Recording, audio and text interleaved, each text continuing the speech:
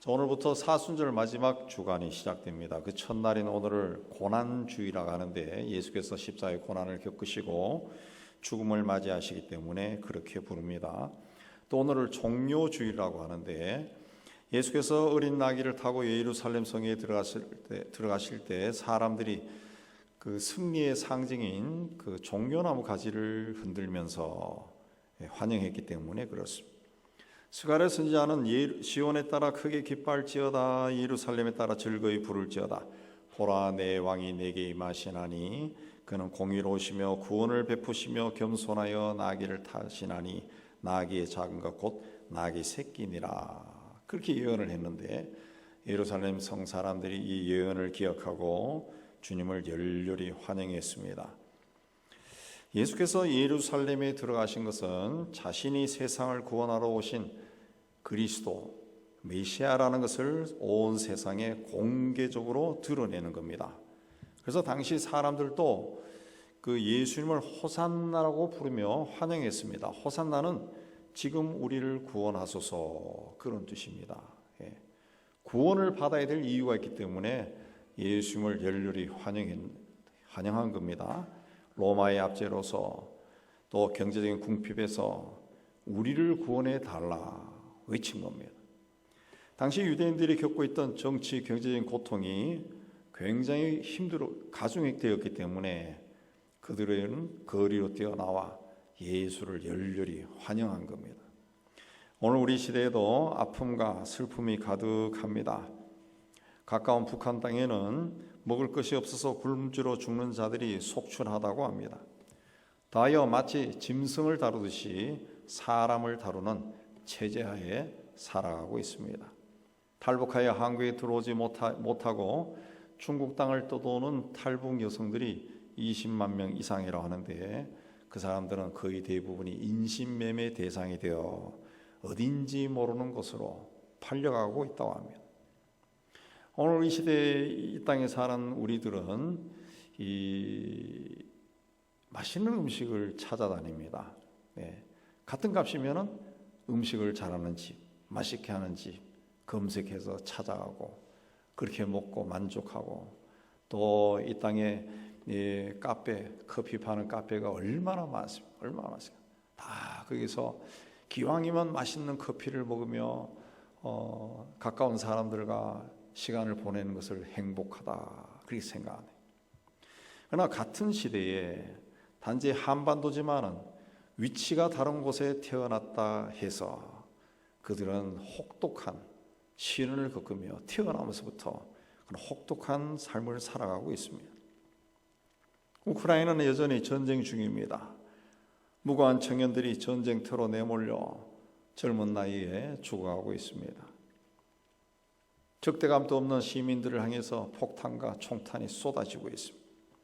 세계 곳곳에서 지진과 홍수와 가뭄과 폭력으로 신음하는 사람들이 적지 않습니다.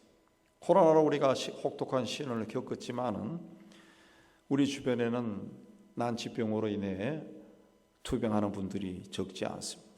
마음 같아서는 모든 병을 낫게 하고 싶고 전쟁도 그치게 하고 싶고 어려움을 겪은 사람들을 도와주고 고통 중에 있는 사람들을 해방시켜 주고 싶습니다.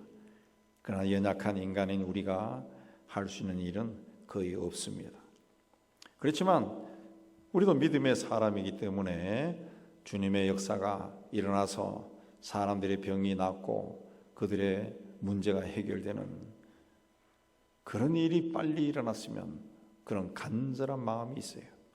예수께서 예루살렘 성에 들어가실 때 종려나무 가지를 흔들며 호산나를 외쳤던 그 땅의 백성들에게도 그런 간절함이 있었습니다. 수많은 이적을 일으켰던 이분을 봤습니다. 소문도 들었습니다. 이분은 우리의 삶을 변화시킬 수 있다. 기대감이 컸습니다. 그러나 그 기대가 사라졌을 때 가룟 유다는 돈을 받고 예수를 팔아버렸고 베드로는 3번이나 예수를 저주하면서까지 모른다고 부인하고 제자들은 다 도망쳐버렸습니다. 그리고 호산나를 부르며 환영했던 사람들은 예수를 십자가에 못 박으라 소리쳤습니다. 결국 예수님은 십자가에 못 박혀 죽었습니다. 그런데 처형장의 책임자였던 백부장이 예수께서 그렇게 죽어가는 모습을 보고 이 사람은 진실로 하나님의 아들이었다, 그런 고백을 했습니다. 하나님의 아들이란 말은 세상에 오신 예수 그리스도가 누구인지 밝히는 겁니다. 드러내는 겁니다. 마가복음은 하나님의 아들 예수 그리스도의 복음의 시작이다, 이 말로 시작합니다. 예수 그리스도가 하나님의 아들이다, 이게 굉장히 중요하다는 거예요. 그런데 이 예수를 하나님의 아들로 먼저 고백한 자들이 누굽니까? 귀신입니다. 귀신. 마가복음 3장에 보면 더러운 귀신들도 어느 때든지 예수를 보면 그 앞에 엎드려 부르짖어 이르되 당신은 하나님의 아들이니다, 그렇게 했습니다. 그러나 예수님은 귀신들의 고백을 받아들이지 않았습니다. 귀신도 영적인 존재이기 때문에 영적인 존재인 예수를 알아본 거예요. 그러나 그들을 오히려 잠잠하라고 물리쳤습니다. 왜 그랬습니까? 그들은 신앙 고백이 아니에요. 그냥 예수라는 분이 누군지 알고 그렇게 두려워서 엎드려서 외친 거예요. 베드로도 가이사라 빌립보에서 주는 그리스도시니다 라고 고백했습니다. 위대한 신앙 고백이지만 완전한 고백은 아닙니다. 왜? 십자가가 없기 때문에 그렇습니다. 그러나 백부장은 십자가에서 이루어진 모든 일을 보고 예수님이 진실로 하나님의 아들이다, 그런 고백을 했어요. 십자가를 목격한 사람의 고백인 거예요. 그래서 이 고백이 위대한 고백이고 중요한 고백이라는 거예요. 백부장은 예수님의 어떤 행동을 보고 하나님의 아들이라고 고백했습니까? 기적을 보고 그렇게 고백했습니까? 아닙니다. 36절에 보면 사람들이 엘리야가 와서 그를 내려주나 보자 하고 기적을 기대했습니다. 만약 예수께서 기적을 일으켰다면, 그리고 십자가에서 내려왔다면 많은 사람들이 어쩌면 메시아로 믿었을지도 모릅니다. 그러나 그런 기적은 일어나지 않았습니다. 오히려 예수께서 십자가에 못 박혀 고통스러워하면서 나의 하나님 어찌하여 나를 버리셨나이까 부르짖었습니다. 마지막 순간에는 큰 소리를 지르고 돌아가셨다, 그랬습니다. 근데 바로 그 순간 백부장이 예수를 하나님의 아들로 고백한 겁니다. 다른 어떤 기적적인 행위를 봤기 때문에 그렇게 한 것이 아니라 39절에 보면 예수께서 십자가에서 그렇게 숨지심을 보고 하나님의 아들이라고 고백한 거예요. 백부장은 예수께서 어떻게 숨지시는 것을 보고 그런 고백을 했을까요? 예수께서 십자가상에서 요란하게 돌아가셨기 때문에 그걸 보고 하나님의 아들이라고 고백했습니까? 예수님은 유대 시간으로 제3시 곧 오전 9시에 십자가에 못이 박혔습니다. 그리고 6시간 동안 십자가에 매달려 있었어요. 그리고 그 6시간 동안 7마디의 말씀을 하셨어요. 다른 행동을 할 수가 없죠. 십자가에 못 박혀서 7번 말씀했어요. 제일 먼저 아버지여 저희를 사하여 주옵소서, 자기의 하는 것을 알지 못함이니이다, 그랬습니다. 자신을 십자가에 못 박으라고 소리치는 사람들을 용서해 달라고 말한 겁니다. 백부장이 봤을 때는 이해하기 힘들었을 거예요. 어떻게 자신을 죽이라고 소리치는 사람들과 자신을 십자가에 못 박고 있는 사람들을 용서해 달라고 할 수 있을까? 여러분, 용서는 누가 하는 겁니까? 내가 하는 거예요. 내가. 근데 예수님은 하나님 아버지에게 저 사람들을 용서해 달라고 말하는 겁니다. 백부장이 듣기에는 굉장히 이상했을 거예요. 나를 십자가에 못 박는 자들 향해서 너희들이 아무것도 모르고 그러니까 내가 용서할게, 이게 아니라 하나님 아버지께 용서해 주세요, 저 사람들, 그렇게 부탁한 거예요. 십자가에 달린 2명의 강도 중 1명이 예수를 향해 당신이 그리스도가 아니냐, 그러면 우리를 구원하라고 비아냥거리자 다른 강도가 우리는 우리가 행한 일로 처형당하지만 이 사람은 옳지 않은 일이 아는 것이 없음에도 불구하고 처형을 당하는데 너는 하나님이 두렵지 않느냐, 책망했습니다. 그리고 예수를 향해 예수여 당신의 나라에 이를 때 나를 기억하소서 그랬습니다. 그러자 예수께서 그에게 내가 진실로 네게 이르노니 내가 나와 함께 낙원에 있으리라 그랬습니다. 강도가 당신의 나라에 들어갈 때 그렇게 말하니까 예수께서 내가 나와 함께 낙원에 있을 것이다, 사람이 할 수 없는 그런 이상한 말을 하는 겁니다. 마치 자신의 나라와 낙원이 있는 것처럼 말하는 것을 백부장이 들었습니다. 아마 굉장히 이상했을 겁니다. 또 예수께서 십자가 밑에는 어머니를 보고 여자여 보소서 아들이니다. 또 사랑하는 제자에게는 보라 내 어머니라. 그렇게 말하는 겁니다. 십자가에 달려 있을 때는 얼마나 고통이 심합니까? 얼마나 고통이 심해요. 우리가 감기 몸살 걸려도 정신이 없을 때가 있는데 몸이 막 찢겨나가는 그 고통 속에서 어머니를 생각하는 거예요. 어머니를 생각해요. 그 어머니를 제자에게 부탁합니다. 보통 사람 같으면 너무 고통이 심해서 신음소리 내기도 힘들 건데 십자가에 달린 이분은 죽어가는 와중에도 어머니를 생각. 아마 백부장은 이 사람은 보통 사람이 아니구나 생각했을 거예요. 그러나 예수님 또 십자가에서 손과 발에 못이 박혀 얼마나 고통이 심했던지 엘리 라마 사박다니 나의 하나님 어찌하여 나를 버리시나이까 부르짖었습니다. 그 소리를 백부장이 들었습니다.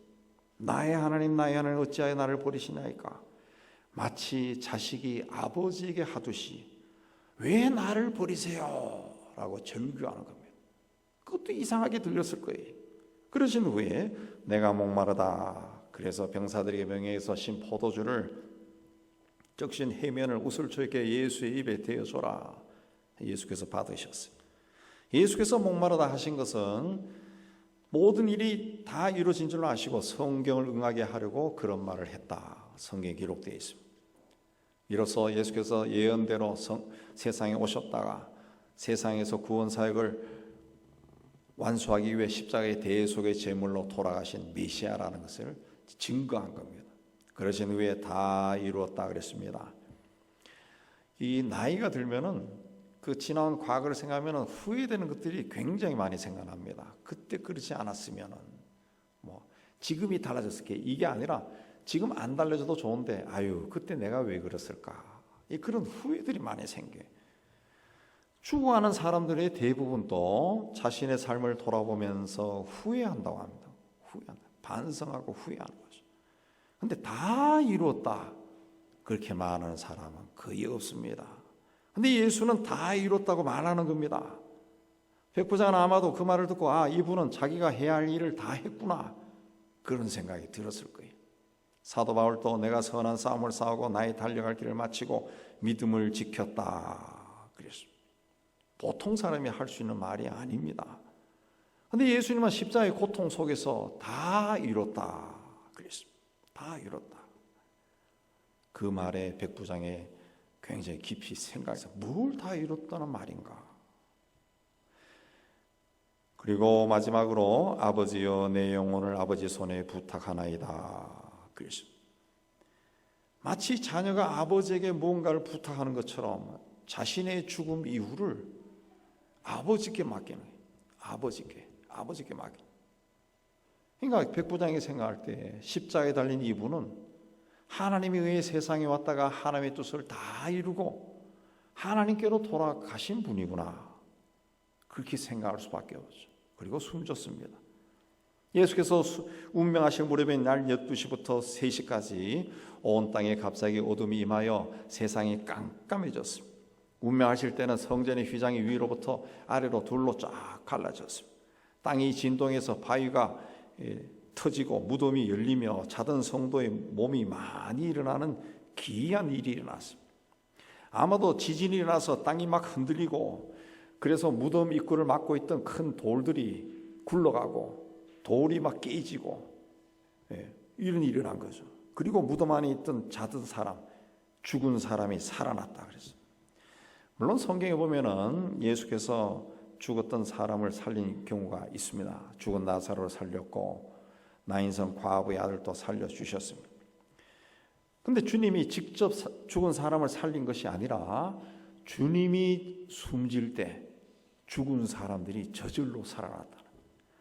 마태복음 똑같은 이야기를 기록해놓은 마태복음 27장에 보면은 백부장과 및 함께 예수를 지키던 자들이 지진과 그 일어난 일들을 보고 심히 두려워하여 이르되 이는 진실로 하나님의 아들이다 그랬습니다. 백부장은 예수님의 처형 집행을 책임 맡은 사람이고, 함께 예수를 지키던 자들은 좀 전에 예수를 십자가에 못 박았던, 그리고 예수의 겉옷을 나눠 가졌던 군인들입니다. 근데 이 사람들이 일어난 일을 다 봤어요. 갑자기 어두워지고 지진이 나고 바위가 터지고 돌이 막 깨지고 무덤이 열리는 것을 봤습니다. 그것만 해도 놀래요. 우리 지금 막 지진이 나서 막 건물이 흔들리면 막 놀랄 겁니다. 놀래요. 근데 성경에 보면은 심히 두려워했다. 이 말은 기절초풍했다는 거예요. 기절초풍. 그냥 지진이 일어난 걸 보고 기절초풍을 하겠어요? 무덤에서 죽은 자들이 막 일어난 걸 보고 기절초풍을 한 거예요. 기절초풍을 한 거예요. 그보다 더 두려운 것은 이 모든 일이 십자가에서 죽은 저 청년과 어떤 관련이 있다라는 것을 깨달았다는 거예요. 그래서 그들의 입에서 저절로 이 사람은 하나님의 아들이구나 고백이 나왔다는 거죠. 사실 백부장은 예수께서 끌려오실 때부터 그에게 일어난 일을 보고 들었습니다. 즉 예수가 스스로 하나님의 아들이라고 주장했다는 이유로 끌려오게 되었다는 것을 알았습니다. 산헤드린 공회와 빌라도 앞에서 예수가 그렇게 주장하는 것도 직접 들었을 겁니다. 그러나 그때까지만 해도 이 사람은 나와 상관이 없다 생각했습니다. 그런데 그날 그가 제수 세 명을 십자가에 처형하는 임무를 맡았습니다. 그래서 평소처럼 부하들과 함께 그 일을 처리해 나갔습니다. 근데 유독 예수라는 사람을 향해서 사람들이 비난하고 조롱하고 모욕을 가하고 또 어떤 사람들은 슬프게 울면서 뒤따라가는 것을 봤습니다. 그때부터 예수라는 사람을 아마 유심히 보기 시작했을 겁니다. 이 청년이 십자가에서 죽어갈 때 자신을 향해 견딜 수 없는 모욕을 가하는 사람들을 향해 아버지여 저들을 사하여 주소서, 자기 하는 것을 알지 못합니다 하는 말을 들었어요. 또 같이 십자가에 매달렸던 한 강도가 당신의 나라가 임할 때 나를 기억하소서 하는 말도 들었습니다. 도무지 알 수 없는 말들을 서로 주고받는 겁니다. 또 이해할 수 없는 일들이 십자가 주변에서 일어나는 거예요. 그리고 마침내 예수가 죽고 난 후에 그 주변에 일어난 일을 보면서 이 십자가에 매달려 죽은 저 사람이 누군지 깨닫게 된 것. 지금까지 채찍질하고 욕설을 퍼붓고 갖은 모욕을 다 주었던 십자가에 매달려 죽은 청년이 평소 그가 주장했던 대로 하나님의 아들이구나 깨닫게 된 것. 예수를 십자가에 못 박았던 군인들이나 십자가에 못 박히신 예수 그리스도를 바라보면서 비아난 그랬던 사람들도 한때는 예수님을 따라다니고 말씀을 듣고 기적도 봤던 사람이고 따라다니지 않았더라도 소문을 들었던 그런 사람들이. 그런데 이 사람들은 자기 눈앞에서 십자가에 달린 예수 그리스도를 하나님의 아들이라는 것을 발견하지 못했습니다. 그런데 한 사람, 십자가에 달린 예수야말로 하나님의 아들이라는 것을 한 사람이 확신했습니다. 그 누굽니까? 39절에 예수를 향하여 서 있었던 사람이다. 예수를 향해 서 있었다. 그 십자가를 바라보고 있었다는 거죠. 그러니까 처음부터 끝까지 예수가 십자가에 못이 박히는 그부터 십자가가 세워지고 거기서 죽어갈 때까지 예수를 지켜본 증인이란 거예요. 증인. 이 사람은 십자가 처형을 감독한 군인입니다. 책임자입니다. 그는 예수가 빌라도의 재판을 받은 후부터 처형장에서 죽기까지 전 과정을 목격했던 사람, 목격자입니다. 그 유일한 목격자예요. 그는 그런 과정 속에 예수라는 사람에게서 풍겨져 나오는 어떤 신적인 능력을 감지했을 겁니다. 그리고 마지막 운명하는 순간에 이 사람은 진실로 하나님의 아들이다 결론을 내렸어요. 그리스도의 죽음의 전 과정을 지켜봤던 백부장이 이 사람은 단순한 죄인이 아니라 특별한 사람이구나, 이런 사람은, 이 사람은 하나님의 아들이 분명하구나 깨달은 겁니다. 예수는 하나님의 아들이다. 이 신앙 고백은 초대교회 신앙 고백 중에서 가장 핵심이 되는 신앙 고백이고, 그때부터 지금까지 2000년 동안 기독교의 핵심적인 교리고 핵심적인 신앙 고백입니다. 이 고백을 조금 전까지 예수를 십자가에 처형하고 그에 대해 무관심했던 백부장이 스스로 예수는 하나님의 아들이라고 고백한 겁니다. 백부장은 빌라도 총독과 마찬가지로 예수를 십자가에 처형한 로마 정부의 대표자입니다. 그런 사람이 예수는 진실로 하나님의 아들이다 고백한 거예요. 공생애 동안 예수께서 행하신 이적과 기적을 통해 이미 드러났던 하나님의 아들이라는 계시가 이방인의 고백을 통해 십자가에서 더 확실해지고 분명해진 겁니다. 그래서 예수님이 하나님의 아들이라는 사실이 온 세상에 드러난 겁니다. 공개적으로 선포된 겁니다. 기록에 가면은 이 백부장은 롱기누스 혹은 페트로니우스라는 이름을 가진 사람인데 후에 기독교인이 되고 또 초대교회의 중요한 인물이 되고 소아시아 갑바도기아에서 순교했다고 전해집니다. 우리 이 고난주의를 맞이해서 예수가 누군가 다시 한번 스스로에게 진지하게 질문을 해봐야 됩니다. 신앙생활이라고 하는 것은 그저 주일이 되면은 교회에 나와서 예배하는 것으로 신앙생활이 전부가 아닙니다. 예수 그리스도가 나에게 누구인가? 예수 그리스도가 나에게 누구인가? 거기에 대한 분명한 고백을 가진 사람이 하나님 앞에 나와 예배로 영광을 돌리는 것이 신앙생활이에요. 이제는 내 입술로 예수 그리스도가 누구인지 고백해야 돼요. 그리고 고백으로 끝나는 것이 아니라 고백한 대로 살아야 됩니다. 예수 믿는 사람으로 살아야 돼요. 예수 믿는 사람. 오늘날 왜 사이비 이단이 온 세상을 험악하게 만듭니까? 또 목사라고 하는 사람을 가진 사람들이 왜 거친 말들을 하고 사회 무리가 되는 그런 일들을 행합니까? 예수가 누군지는 알고 있을지라도 고백한 대로 살지 않기 때문에 그렇습니다. 예수가 하나님의 아들이다. 하나님이 보낸 독생자고 우리를 위해 십자가의 제물로 죽은 분이다. 이걸 분명하게 깨닫고 분명히 자기 입으로 고백하면은 두려워서 그런 말을 못합니다. 그래서 살지 못해요. 살지 못해요. 사입 이단의 개수들이 다 그리야 하잖아요. 예수는 십자가에 죽어서 실패했다. 그런 말을 어떻게 합니까? 무서워서도 못하죠. 십자가에 죽은 예수는 하나님의 아들로 우리의 죄를 대속했습니다. 그분의 십자가의 희생으로 우리는 천지 만물을 지으신 하나님, 나에게 생명을 줘서 세상에 보내신 그 창조주 하나님을 아버지라고 부릅니다. 아버지라고 불러요. 이 큰 사랑과 은혜 안에 우리가 살아가고 있습니다. 살아가고 있습니다. 때가 되면 우리의 생명도 이 땅에서 다하는 그날이 올 겁니다. 그리고 다시 주님처럼 아버지에게로 돌아갈 거예요. 아버지 손에 내 영혼을 맡깁니다. 어쩌면 우리의 마지막 고백도 그때에는 힘이 없어 말을 못할 때라도 우리 속으로 아버지 손에 내 영혼을 부탁합니다. 그렇게 하면서 세상을 떠날 수 있을 거예요. 이제는 이 고난 주간에 예수 그리스도가 나에게는 어떤 분인가 다시 한번 진지하게 생각하시고 주님에 대한 신앙 고백을 다시 한번 하시기 바랍니다. 그리고 삶이 다하는 그날까지 나와 함께 하시기 위해 세상에 오신 임마누엘 되신 주님과 동행하는 여러분이 다 되시기를 주의 이름으로 축복합니다.